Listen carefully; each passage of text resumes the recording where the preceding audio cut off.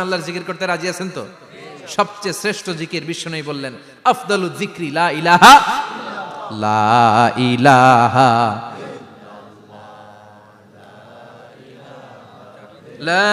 ইলাহা ইল্লাল্লাহু মুহাম্মাদুর রাসূলুল্লাহ সাল্লাল্লাহু। সবচাইতে শ্রেষ্ঠ জিকির লা ইলাহা, এর চেয়ে শ্রেষ্ঠ জিকির আছে? কথা বলেন।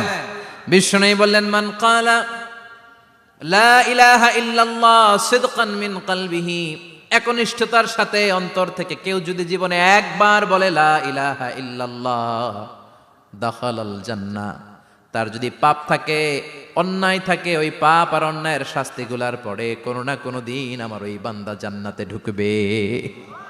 একবার যদি খালিসান মিন কলবিহি সে পড়ে লা ইলাহা ইল্লাল্লাহ, তার জন্য জান্নাতকে অবধারিত করে দিয়েছে কে? আবার এটা